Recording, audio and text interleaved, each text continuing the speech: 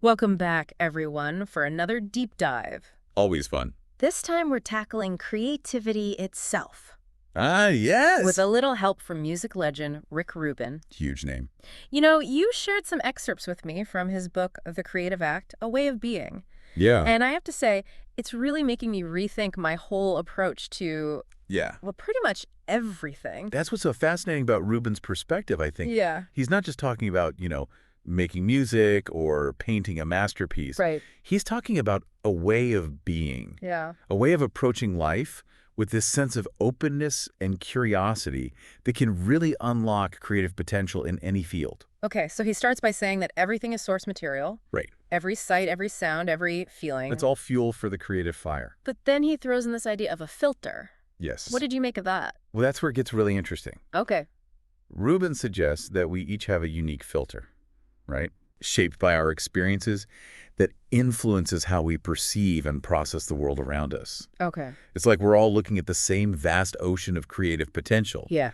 but we're each drawing from it through a different lens. So it's not just about what we experience, but how we experience it. Exactly. And here's the kicker. Yeah. He says we can actually train ourselves to become more aware of this filter, Yes. to refine it, Right. and in doing so, expand our creative possibilities. Right. It's like upgrading our creative software. I love that analogy.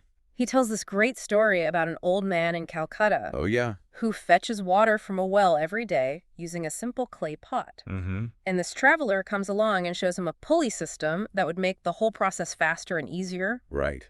But the old man refuses. He does. Wait, why would he refuse? That doesn't make sense. Right. Well, because he's worried that if it becomes too easy, too routine, Yeah. he'll lose that sense of presence, that intentionality Okay. that makes the water taste so good. Yeah. He understands that even the simplest tasks can be infused with creativity and mindfulness. Ah, I see. So it's a reminder that even if we have the most efficient tools or techniques, Yes. without that mindful intention, without that awareness of our own creative filter, Right. we might miss out on the essence of the experience. Exactly.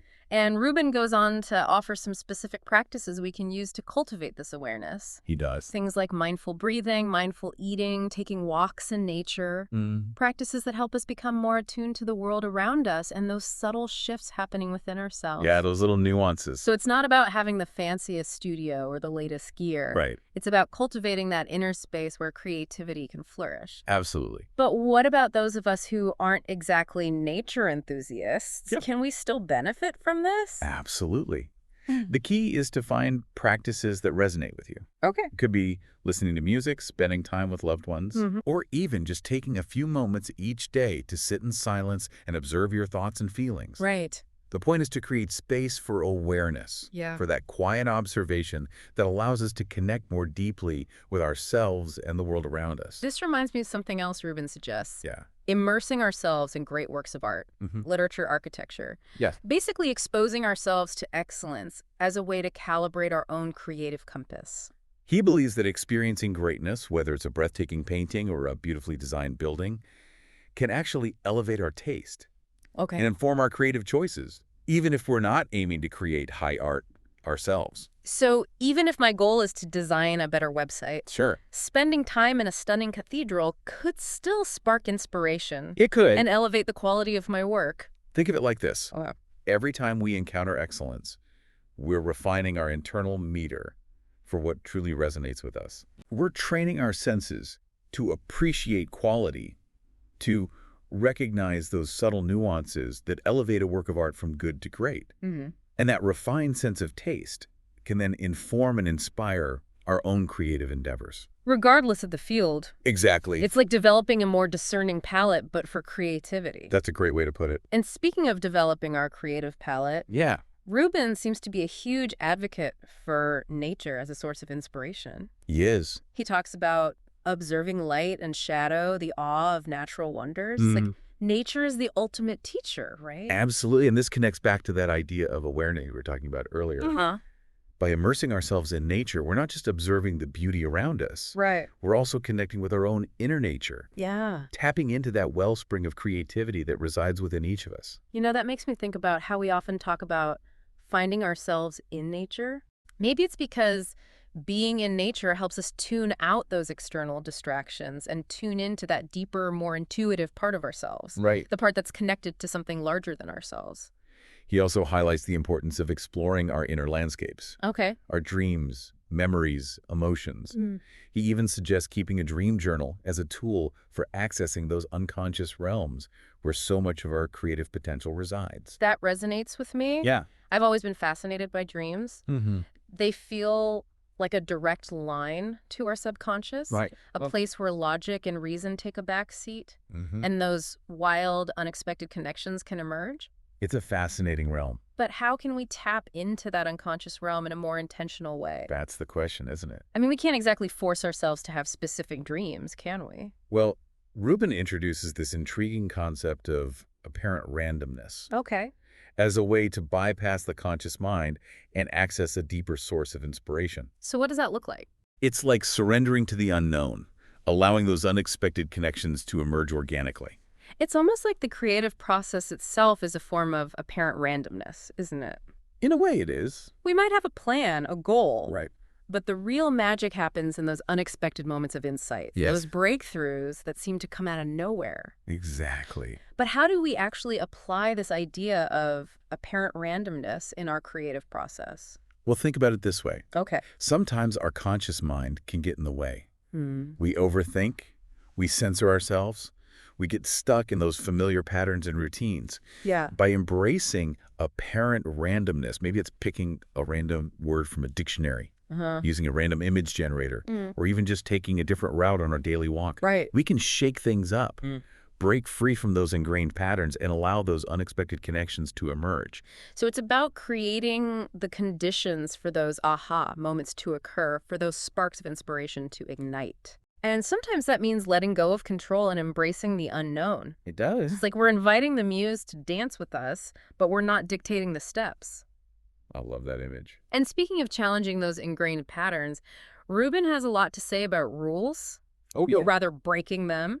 He does. He sees rules, especially in the creative realm, as potential limitations that can stifle innovation and lead to mediocrity. Interesting. You know, I've always been a bit of a rule follower.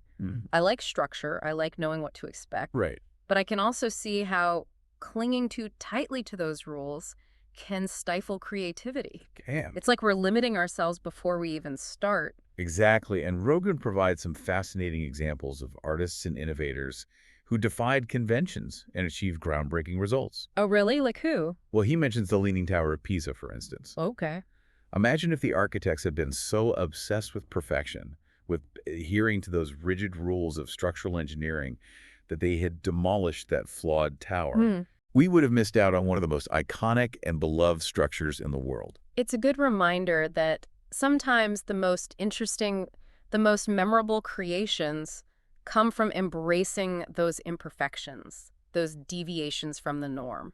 It is. It's like those mistakes become part of the story, part of the beauty of the work. He also talks about the Japanese art of kintsugi, Kintsugi? where broken pottery is repaired with gold, highlighting the cracks and imperfections rather than trying to hide them. It's beautiful, isn't it? It is. It's like those imperfections become part of the history, part of the character of the piece. Exactly. And it's a powerful metaphor for how we can approach our own creative work. Right. Instead of striving for unrealistic perfection, we can embrace those imperfections, those cracks and flaws, and see them as opportunities for unique expression. Precisely. And even in the realm of artificial intelligence, Rubin points to AlphaGo, AlphaGo. the AI that beat the world champion Go player by making a move no human had ever played before. That was a huge deal. It was. I remember reading about it. It was like this machine had tapped into a level of creativity that was beyond human comprehension. Right.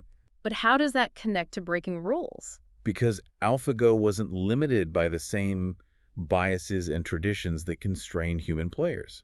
Interesting. It had learned the rules of the game, Yeah. but it wasn't bound by those unwritten rules, those ingrained patterns of play that human players tend to follow. I see. And as a result, it was able to access a whole new realm of possibilities Huh. to make a move that was both unexpected and brilliant. It's like it saw the game board with fresh eyes, unburdened by those preconceived notions of what was possible or impossible. Right. And that's something we can all learn from, right? To To cost. our assumptions, to challenge those ingrained limitations, and to see if there might be a more creative way of approaching a problem. Exactly. And this leads us to another key insight from Rubin, the power of deep listening. Deep listening. He's not just talking about listening to another person, Right. but listening to feedback, Yeah. listening to the source material, and perhaps most importantly, listening to our own inner voice. I struggle with this whole deep listening thing. Oh, yeah. It sounds great in theory, It does. but how do you actually apply it when you're getting harsh feedback on your work? Sure. It's hard not to take things personally. I hear you. That's where the without judgment part becomes crucial. Right. It's not about agreeing with the feedback, Right. but really trying to understand where the other person is coming from. Mm-hmm. What are they seeing that you might be missing? Yeah. Are they responding to something in the work, or is it triggering something within them? Interesting. And even more importantly, what is your own inner voice telling you about the work? Okay. Is there a kernel of truth in the feedback, even if it's delivered in a way that feels hurtful? So it's about separating the message from the messenger, right? Yes. And even more importantly, about learning to trust our own intuition, our own inner compass. Exactly. And Rubin believes that this deep listening, this willingness to be receptive without judgment, can help us break free from those limiting beliefs that might be holding us back creatively. It's like we're clearing out the static, tuning into a clearer signal. That's a great analogy. This makes me think of something else Rubin talks about: embracing imperfection. He believes that flaws can actually add character and depth to creative work. They can. And he uses the example of kintsugi again. He does. It's like those cracks and imperfections become part of the story, part of the beauty of the piece.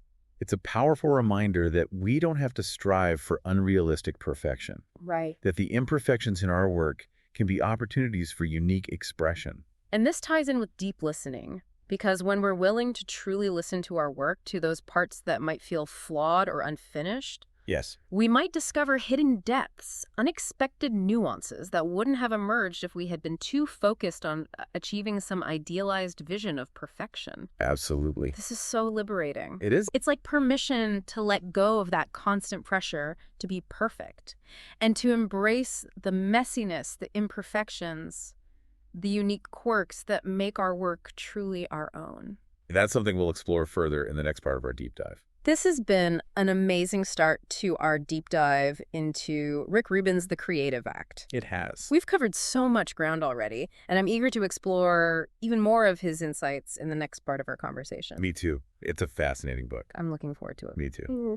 It's interesting that you brought up that question about balancing excellence with imperfection, Uh-huh. because it leads perfectly into what Rubin has to say about the ecstatic experience. The ecstatic experience, Yeah. what does that even mean in the context of creativity? It's that feeling of pure joy, Okay. that rush of energy and excitement when everything clicks into place. Yeah. When you're completely absorbed in the creative process Hmm. and something truly magical emerges. Oh, I know exactly what you mean. You do. It's like being in a state of flow where time seems to disappear, Right. and you're completely immersed in the moment. Yeah, It's almost addictive, that feeling. it is. But it seems so elusive, like you can't just force it to happen. Exactly. And Rubin emphasizes that the ecstatic experience isn't something you can plan for or control. Right. It's a gift, a spontaneous eruption of creative energy that often defies logic and explanation. Okay. But he does offer some insights into how we can create the conditions that make these moments more likely to occur. Like I'm all ears.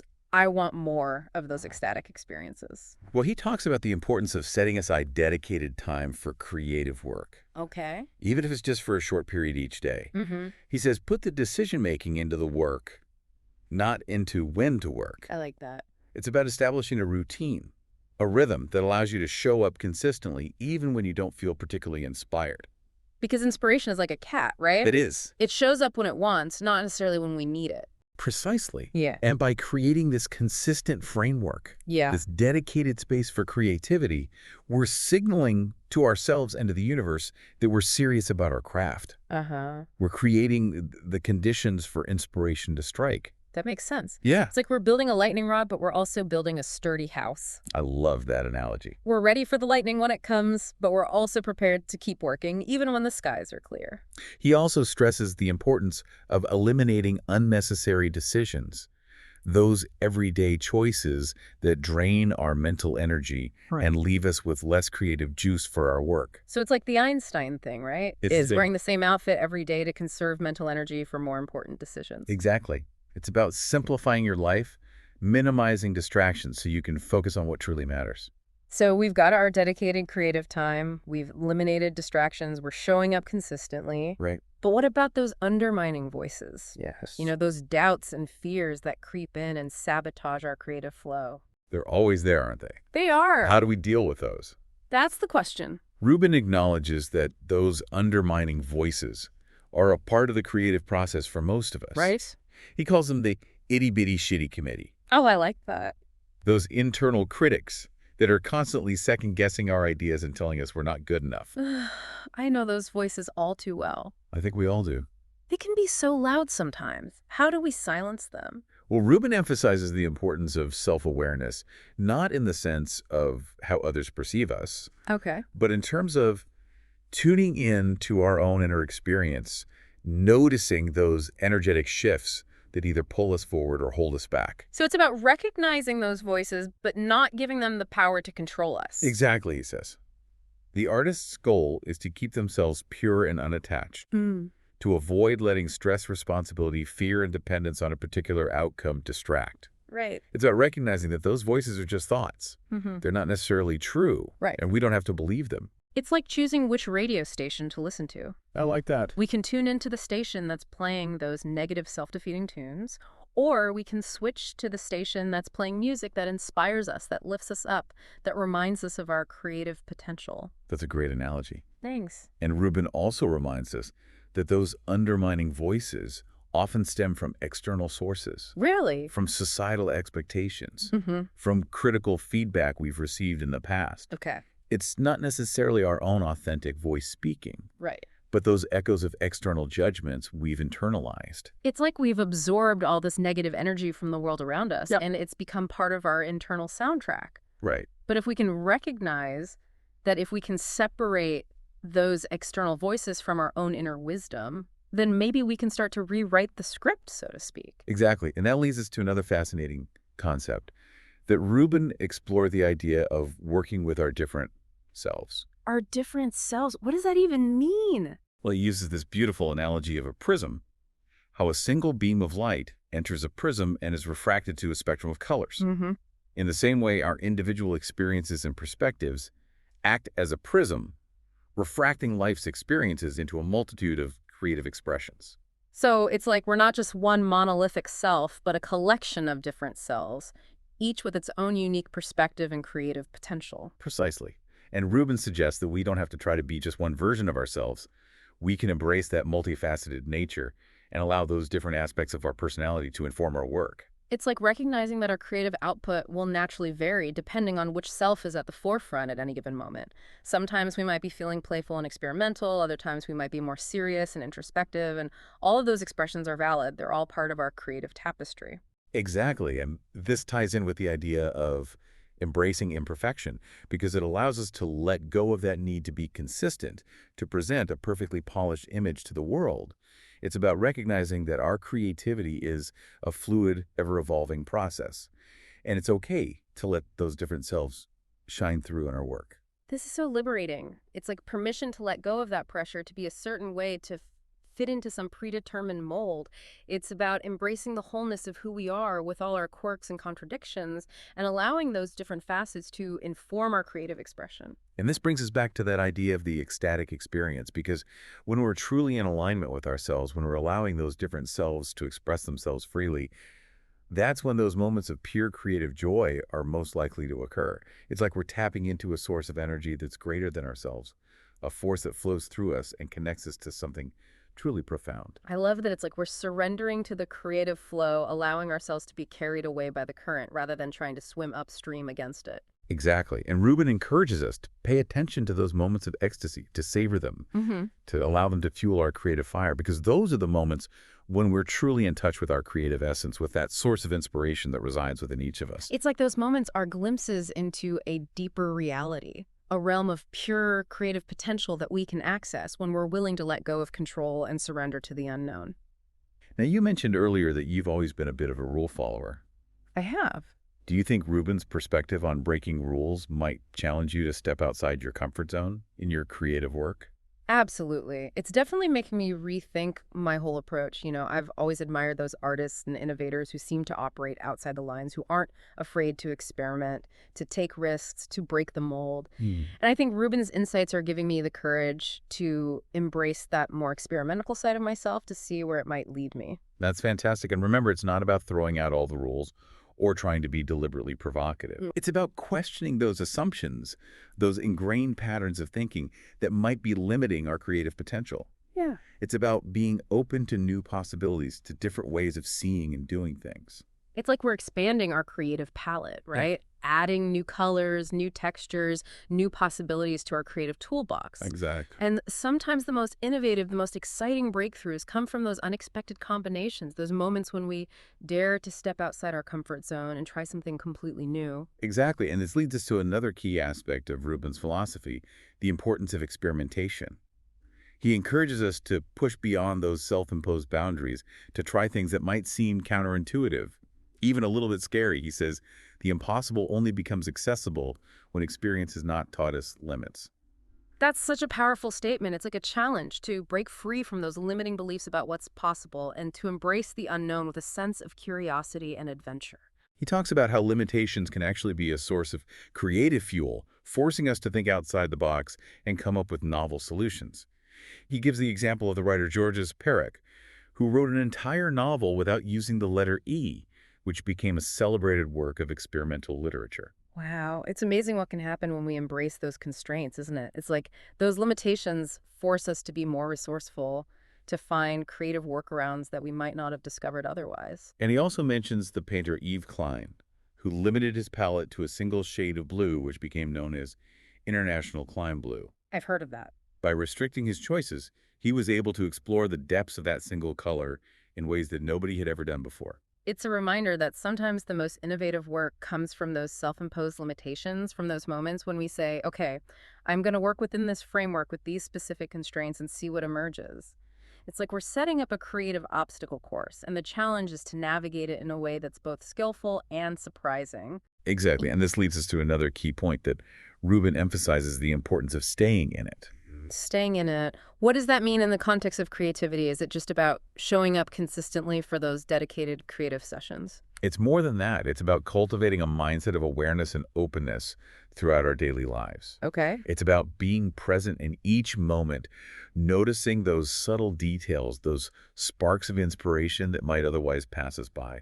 So it's like being a 24/7 creative antenna, constantly scanning the environment for those insights that can inform our work. Because inspiration can come from anywhere at any time. Right. It might be a conversation with a stranger, a Yeah. passage in a book, a fleeting image that catches our eye, and the more receptive we are, the more likely we are to catch those sparks of creative potential. It's like we're training ourselves to see the world with fresh eyes, to notice those connections that we might otherwise miss. Mhm.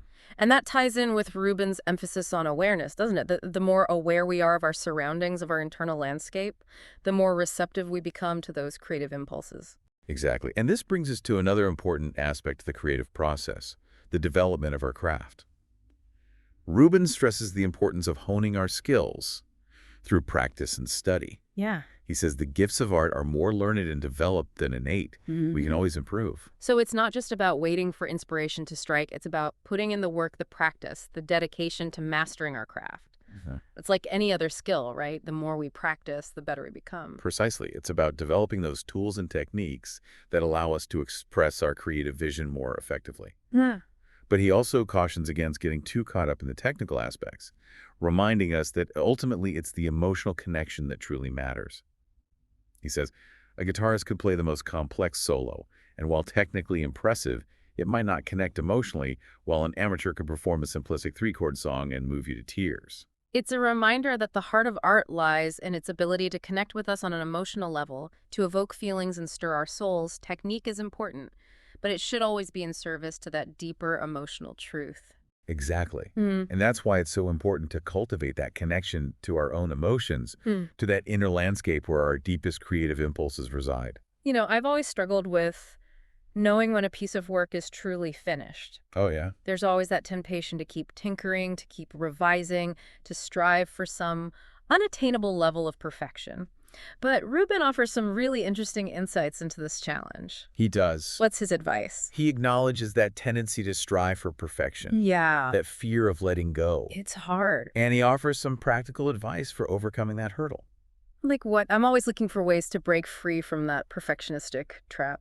Well, he talks about the importance of setting deadlines, Okay. of creating a sense of urgency that compels us to complete the work. Mm-hmm. He also suggests stepping away from the work for a period of time Uh-huh. to gain fresh perspective, to see it with new eyes. Right. And he even advocates for what he calls the ruthless edit, The ruthless edit. where we strip the work down to its bare essence, removing anything that's not absolutely essential. I love that the ruthless edit, it's like we're decluttering our creative space, getting rid of all the excess baggage that's weighing down the work. Exactly, and he stresses that sometimes less is more. Yeah. By removing those extraneous elements, we can often reveal the true power and beauty of the work. It's like that old saying, perfect is the enemy of good. It is. We can get so caught up in trying to make something perfect that we end up stifling the very essence of what makes it special.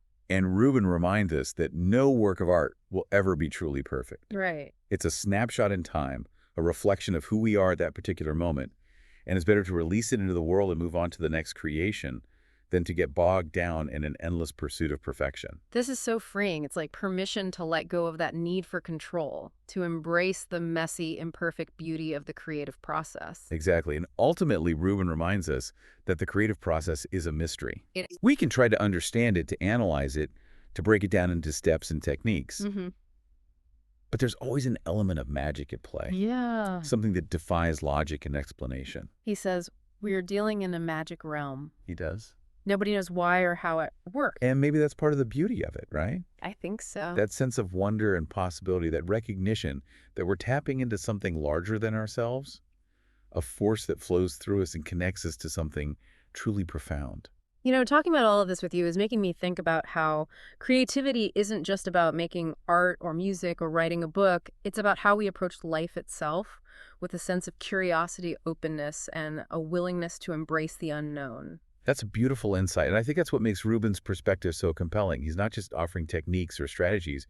He's inviting us to cultivate a way of being that allows creativity to flourish in all aspects of our lives. I'm so glad we decided to do this deep dive into the creative act. It's given me so much to think about, so many new ideas to explore in my own creative journey. Me too. And I think we've only just scratched the surface.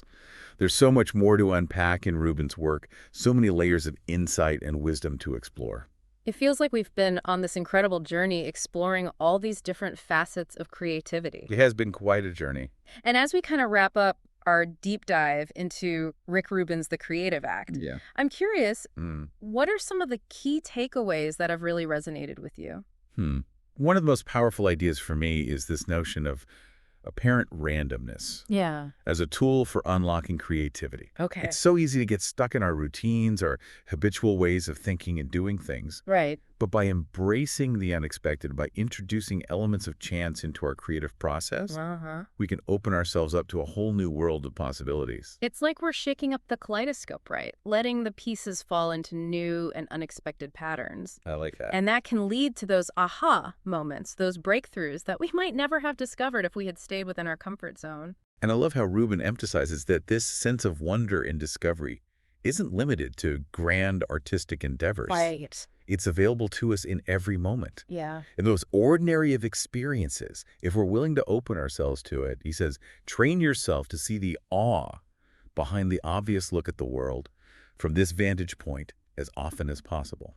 That's such a beautiful reminder. It's like we're being invited to cultivate a childlike sense of curiosity, Yeah. to see the world through fresh eyes, to appreciate the magic and mystery that surrounds us every day. And this connects back to that idea of awareness we've been talking about throughout our deep dive. Right. The more we practice paying attention, the more we notice those subtle details, those moments of beauty and inspiration that we might otherwise miss. It's like we're training our senses to be more receptive, to pick up on the subtle frequencies of creativity that are always buzzing around us.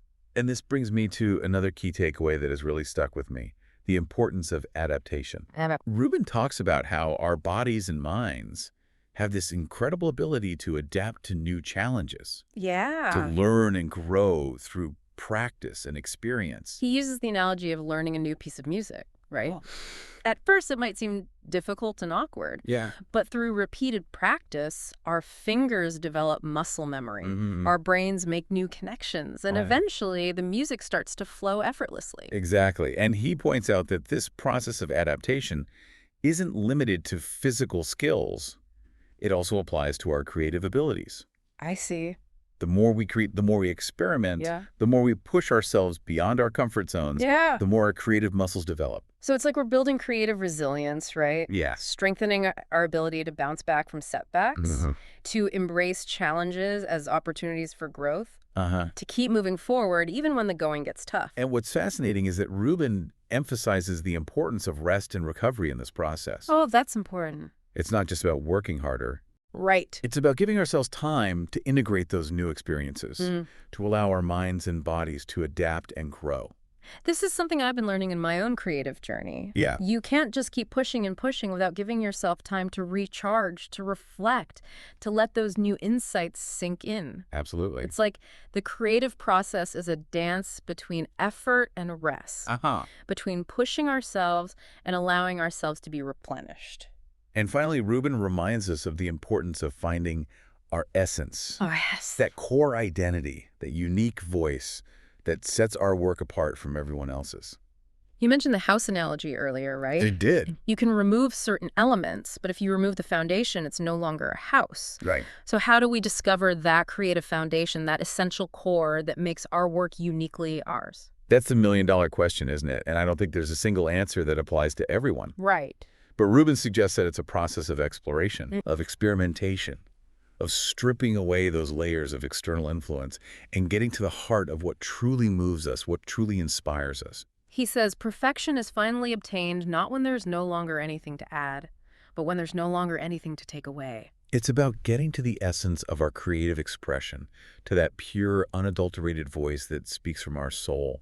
And that might be a lifelong journey, a process of continual refinement and discovery. Yeah, But I think that's what makes the creative life so fulfilling, so endlessly fascinating. it is. It's a journey of becoming, of uncovering those hidden depths within ourselves and sharing them with the world. As we reach the end of our deep dive into Rick Rubin's The Creative Act, I'm wondering what stands out to you, dear listener. What insights resonated most deeply? What new ideas are you eager to explore in your own creative journey? And here's a final thought to ponder as you continue on your creative path. We've talked a lot about silencing those negative voices, those internal critics that can sabotage our creative flow. But what if, instead of just silencing them, we could actually transform them? What if those voices of doubt and fear could become our allies, guiding us towards greater authenticity and even more profound creative breakthroughs? That's something to think about. It is. That's something to explore, something to experiment with as you continue to cultivate your own unique creative voice. If you're ready to dive even deeper into Rubin's philosophy and discover more about your own creative potential, we highly recommend checking out his book, The Creative Act. It's a great book. It's a treasure trove of wisdom and inspiration that can guide you on your own path as a creative being. Until next time, fellow deep divers, keep exploring, keep creating, and keep that spark of curiosity alive.